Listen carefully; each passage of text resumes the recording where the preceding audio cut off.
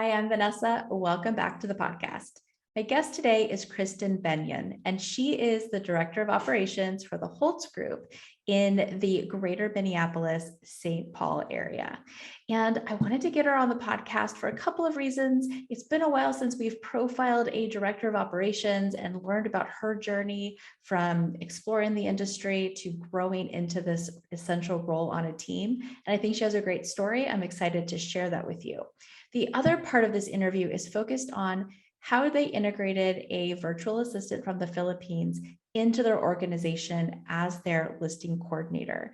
And I think she has done a really fantastic job of integrating somebody into a team that is mostly on site. They have a bit of a hybrid model at this point, but this is their only virtual employee, but they're not treated as some extension way over here. They're a fully integrated member of the team. And I wanted her to share with you how they make that happen. Now, I want to mention that Pro REA Staffing also places virtual assistants from the Philippines, as well as full-time direct hires here in the US and part-time hires as well. So if you've decided that you do want to hire a virtual assistant from the Philippines, give us a call. We'd love to help you with that search. All right, let's get into the interview. Well, hey, Kristin, thank you so much for joining me today. How are you? I'm great. How are you? I'm good. Now, is it getting chilly up where you are? You're up in the St. Paul area, is that correct? Yep. So I'm currently sitting in Inver Grove Heights, and it was just 80 on Saturday, but today I think our high is like 66. So we're going to start trickling down.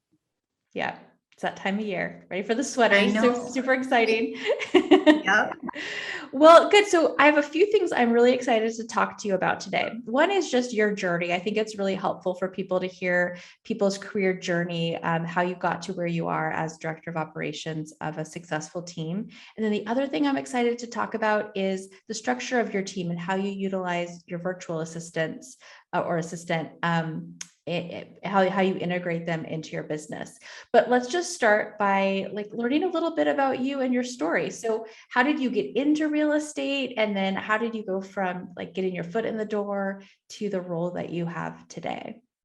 Yes. So my background is actually not in real estate. I used to work in the cosmetology field in a salon for the majority of my time in that industry. And I moved around a bit. I really wanted to understand all aspects of it. And unfortunately, in the last venture that I partnered in, the company itself closed. So I kind of found myself at a point where I was thinking maybe that was a sign I should just change things up and look for something different. And so in searching, I did join a different team, and it was structured a little bit different. I was still on the admin side and I was the listing manager, but this particular team leveraged out admin services to various franchise teams throughout the country.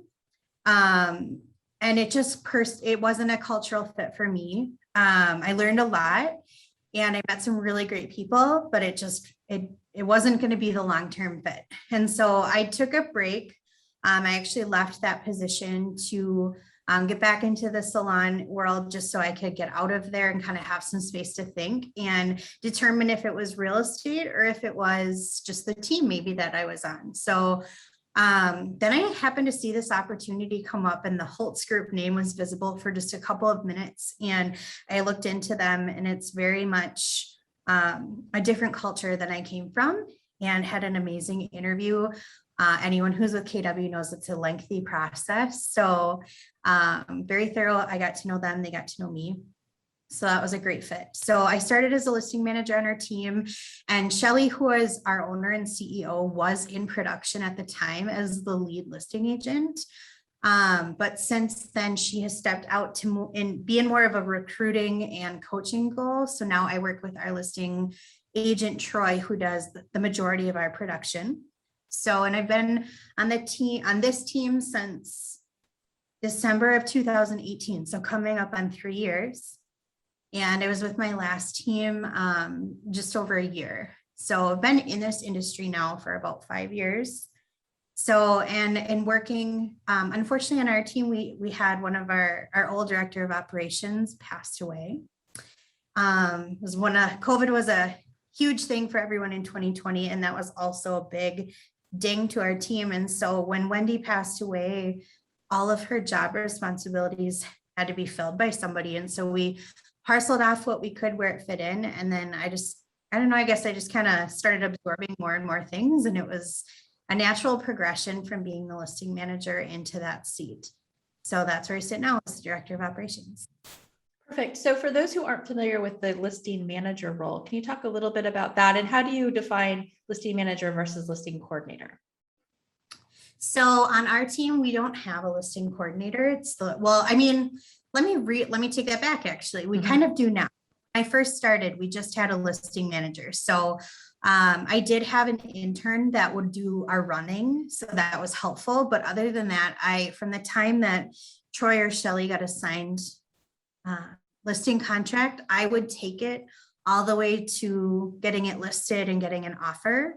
And when I first joined the team, then I would hand it off to our transaction coordinator.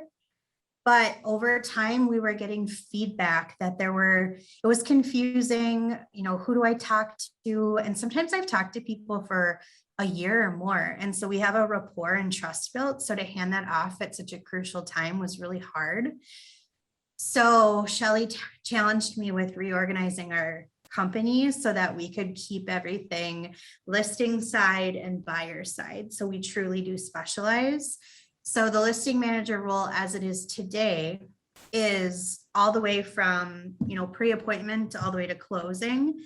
And then I have a virtual assistant who I would prefer to call the listing coordinator, and because he's much more than just a VA, and he helps and he pretty much owns the entire pre-list, pre-offer process, less than talking to the clients directly. And then I currently handle all of the contract to close work as we look to fill my position on the team. Got it. So when you move into the full director of operations position, what will be your main roles and responsibilities? So it'll be a lot of, profit and loss, the P&L. I'm going to be helping Shelly with a lot. We have a huge vision to grow. It's all mapped out in an opportunity map. So we know exactly when we need to be making hires and how many people need to be on the team. And so we need a recruiting system that's really strong to support that, because we know it takes a while from the time of hire to get them into production. So to support our goals and our growth year over year, we need to have systems that are easily scalable and duplicatable, just like everything in transactions too. So there'll be a lot there. Also, we just moved into our new office. So there's a lot of physical space. We're getting that kind of just honed into what we want the team's vibe to be when we're in it, to really own their parts and set appointments and be motivated to do it. Managing the operations side, the people who are on there, listing manager, we have a admin assistant, and then Roverick, our listing coordinator, and then our closing manager as well. Really, it's kind of like the jack of all trades. It really is a catch-all, like our technology too, all of our platforms and systems, and our CRM, all of that. Right, ends up on you. So how many people, how many admin and how many agents are on the team at this point? So we have 3 outside sales agents right now. We actually just got verbal acceptance on somebody who we're not quite sure which outside sales role, but will likely be an outside sales. So technically 4, 1 listing agent and then 2 buyers agents. We also have an inside sales agent who is an employee but works in sales. And then we have Shelly, who I wouldn't even call that in production, and she's more coaching and recruiting. Heather is a marketing manager, so she's doesn't technically fall on ops, but she is an employee because she supports lead generation and her job is to make the phone ring. And then in the actual operations department is Rachel, our closing manager, currently myself, but would be a listing manager, Monica, our administrative assistant, and then Roverick, who's our listing coordinator. So 4. Perfect. And how many transactions do you do a year, and what are your goals for the next couple of years? Yeah, so we have been on track to grow 20% year over year. So this year we'll close 150. Next year we're going to be 180, and then 200 after that. So, and then it just keeps going up. We've got a 10-year plan with all those numbers crunched. Fantastic. Cool. Well, how cool to come in on one role and then be able to step in when, a really key person has had to leave, like has left the team, has passed away, Yeah. and, and to be part of that kind of growth. So talk about your relationship with Shelley and how the two of you sort of share leadership responsibilities, decision-making. What does that look like? Yeah, we're a very collaborative team. So her and I have a weekly 411, and then we have time on our calendar each week where we meet together as well, just to talk about the things that are coming up all the time, especially when you're growing at this rate. And so talking through, how did that land with the team? What are we going to actually do? What are we implementing? What are we changing? What's the standard around that? Does it need a system? So we are in regular communication, and we also have regular calls. We're in office right now, but she's often and I'm often missing each other. So sometimes we'll do those things on the road and calls. So I am definitely she is more of that. We embrace rocket fuel. So she's the idea person, creator. So we'll talk about it, and then I'll figure out how it's going to be implemented, and or when it's going to be implemented, and then create a system and accountability.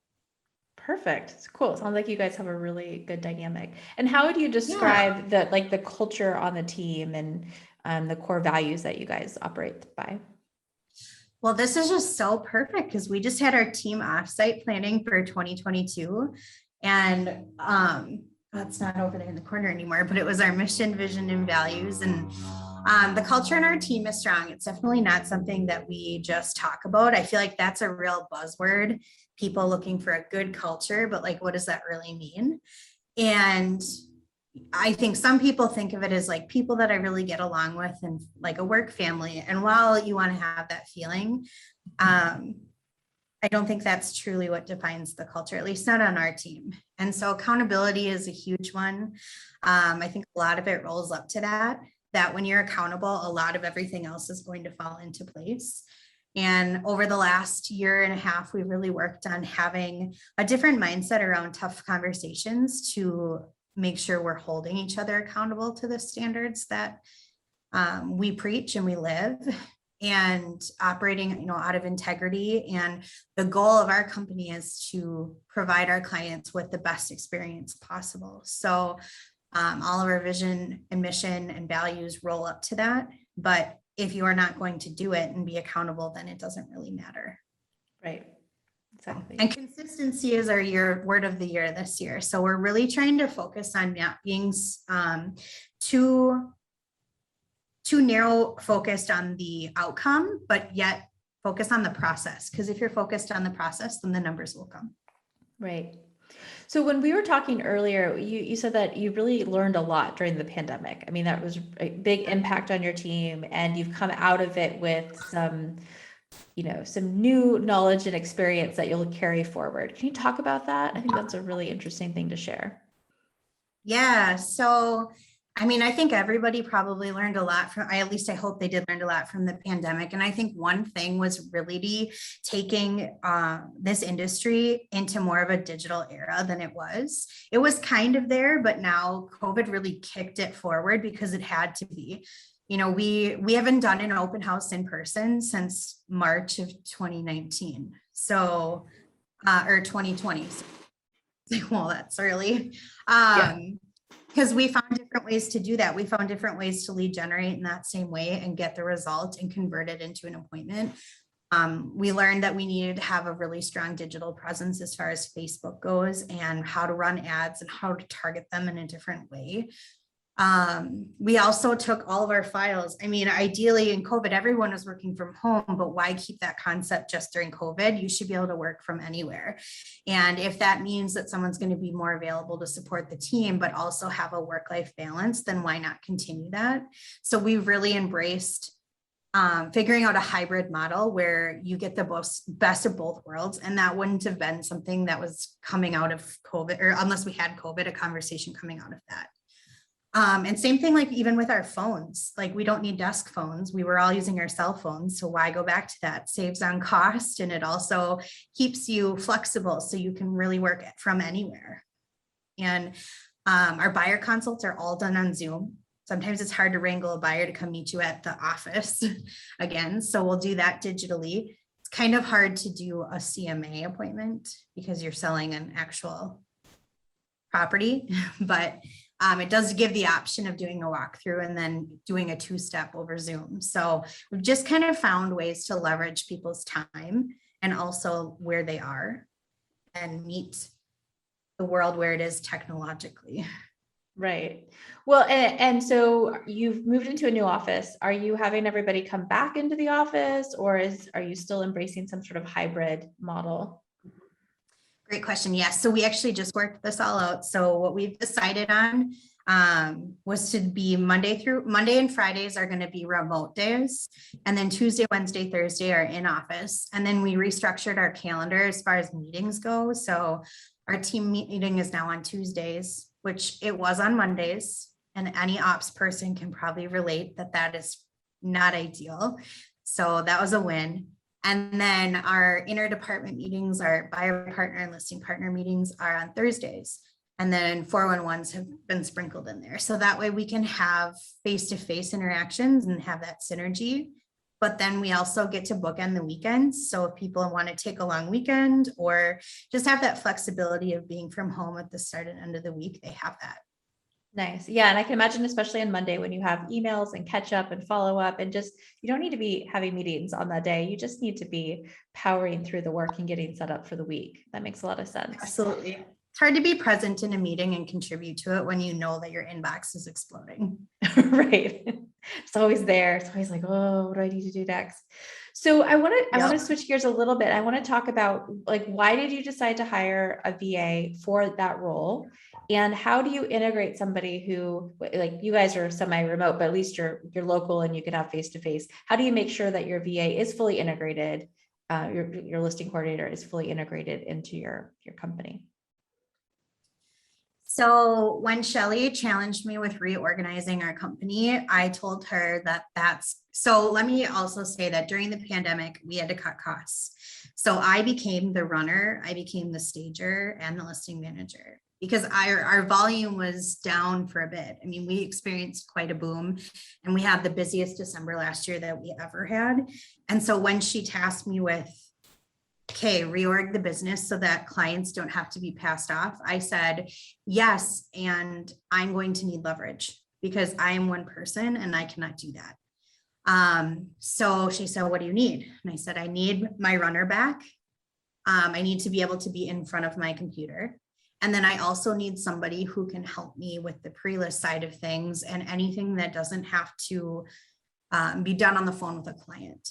And so, you know, when you look at the numbers and you look at the growth and how you want to grow, and you look at what you need to accomplish, a virtual assistant just seemed like the best option because it is less expensive and you can have more than one at the same cost of an in-person full-time person, but have 2 or 3 times the leverage that you're going to get there.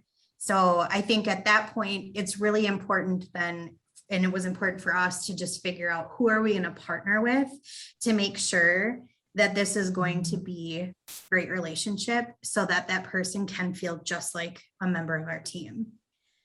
And I also think that was a benefit of COVID because when Roverick is the name of our virtual assistant, our listing coordinator, he started last December. So just not quite a year ago, and we were all remote, which really leveled the playing field.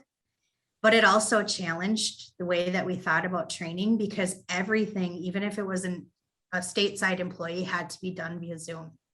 Mm-hmm. So getting that into place wasn't going to change just because it was someone across the country. Right. And did you go through the Keller Williams career visioning process with him? Did you take him through the full process? Not the full process, no. In talking with, I did research on different VA companies that will help you find the right fit and allow you to be a part of that process as well, to have a voice. And I went with Level, it's Clint Mullenberg's team, helped us. And it isn't appropriate with the way that they do like their culture and just how they would bring them on to go through the whole career visioning process. So we did aspects of it. We had them a disc profile. We had them send over their resume. We also had them take a picture of their workspace, because somebody who's going to be in ops and be, you know, a high C personality, their workspace is going to look a certain way. And we also wanted to make sure too that their work environment, just like we would hold another sales team member accountable, is bulletproof for them to focus. And a lot of people working from home, we just needed to be able to see that. Mm-hmm. Perfect. And so what did your onboarding and training process look like?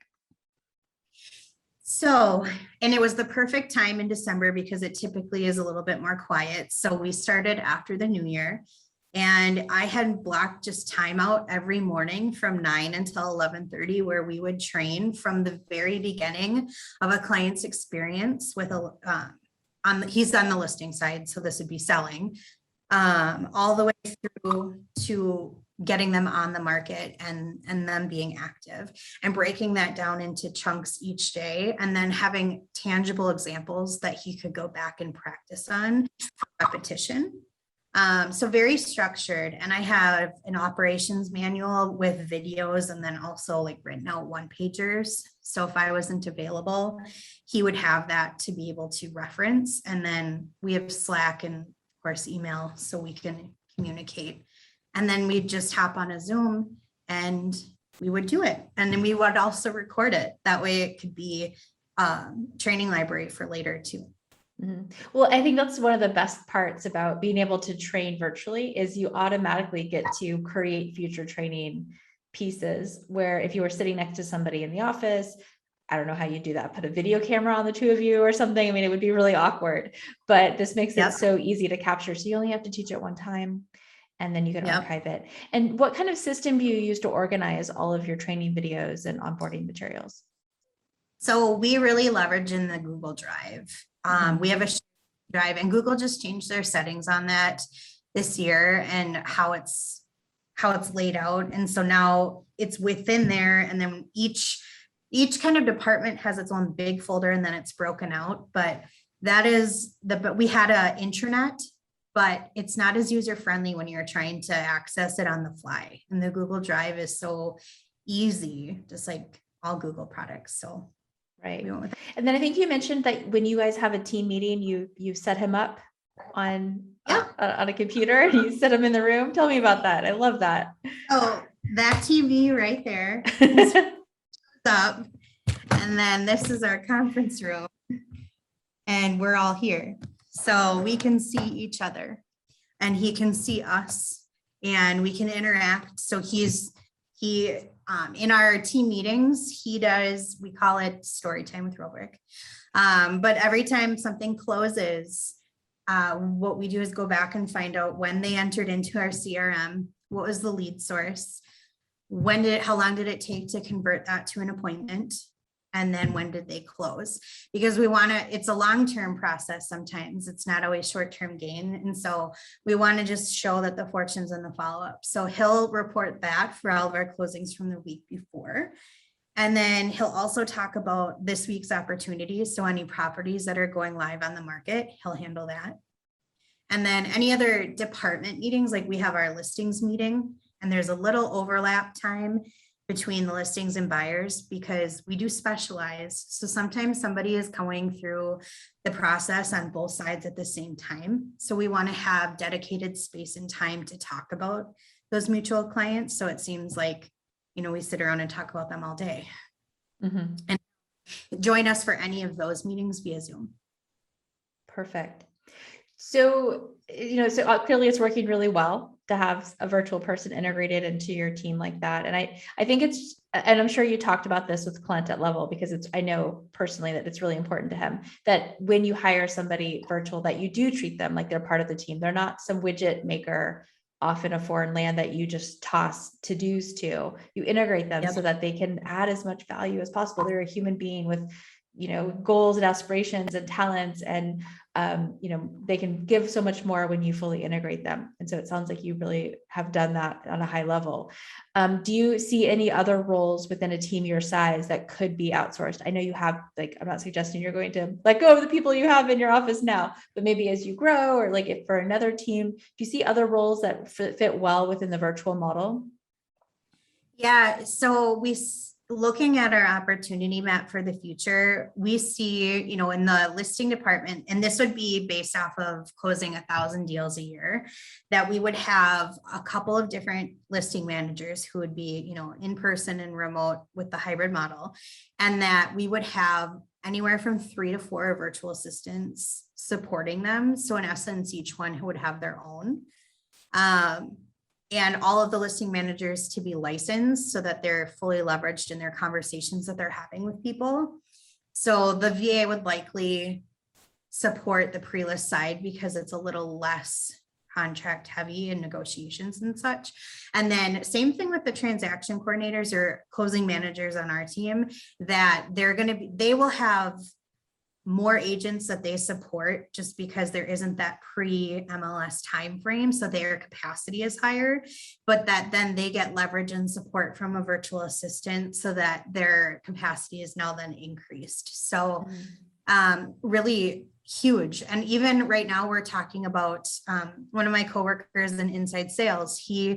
They have a need we have a client concierge service we're not loving right now, and they're looking for somebody who can screen some calls and qualify them, but then also do some lead management kind of database, which are 2 totally different disc personalities. And so I just kind of said, have you considered a virtual assistant to help you with that? And then you can leverage an opportunity, somebody stateside with a zip code that's going to match closer to ours, and find somebody who's really suited for that. So there's a lot of opportunity in the virtual world. Yeah, I absolutely agree. I think as soon as you have one full-time assistant, you should hire them a virtual assistant just to have backup, to have cross training and support. And so that you can hire, your on-site, person, your main person, to do the task that only a high-level on-site person can do. And obviously it's more money every month, but we're talking $1,000 to $1,500 a month. It's not a massive amount of money. And to have that kind of backup and support, so your lead person can take a day off, they can get sick, right? If they leave you, you're not completely at ground zero. I mean, it makes so much sense to kind of add that additional layer of support in your business. It's a no-brainer in my book. Well, and to that point, just like in full transparency, so our closing manager, we parted amicably. She was amazing, but she got recruited back to her industry that is her passion. She was laid off due to COVID. So she left at the end of July. And then our administrative assistant, who was a college student, her class load was full-time this year, and she just didn't have the hours in the day to do both. So all of a sudden I became the operations department as the listing manager. And if I didn't have Robrick, there would have been no way that we could have kept the wheels on the bus. And so we've since hired a closing manager and administrative assistant. We're working on my role, but having him has been invaluable. And I actually was just out sick last Monday with my daughter was sick, and Rover kept everything moving. It was like I was fully here, and yet I didn't have to do anything. So I feel like that speaks volumes with where we've come and how amazing he is, because nothing skipped a beat. Right. Well, this was such a good conversation. I'm really glad we got to dive into your story and also how you've integrated a virtual employee into your company so seamlessly. So is there anything that we didn't talk about that you think we should chat about before we say goodbye? No, I mean, the only advice I would give people is just that, the onboarding process, like you mentioned, is so crucial. And whether they're virtual or not, the way you bring somebody on is, I think, going to speak to the level of work that they can do, because that's what you're pouring into them is what I think they'll pour into you. And for a virtual person who's always remote, it's making sure that you keep that in mind and you find ways to make them feel just as valued, because it's harder. I mean, he was on our screen for our offsite the whole day. Right now, he doesn't know this, but we ordered some team swag and we're going to send it to him. It'll probably get there sometime in like February, but he'll get it. Yeah. And we still celebrate his birthday and his work anniversary, just really nurturing that relationship, because a lot of them don't get treated that way, but have so much talent and can be such an asset. Yeah, absolutely. And it is really heartbreaking. I mean, I remember I've hired people who are just shocked that they get paid on time. Yeah. Right. I mean, little, like, what? Of course you get paid on time. Of course I pay you what I promised you. Like, what are you talking about? And so it's really important that you honor that relationship and that you treat them really well, because they deserve it. And unfortunately, they don't get treated that way. But if you do that, if you do those simple, basic things, they will stay. Like, you will have a long-term committed person on your team, which is absolutely gift, and something honestly you can't really say for US based employees these days. There's a lot more turnover, a lot more stuff happening. So wonderful. Well, thank you so much, Kristin. So great to talk to you. And I look forward to connecting to you again soon. Absolutely. Thank you so much for having me. Bye.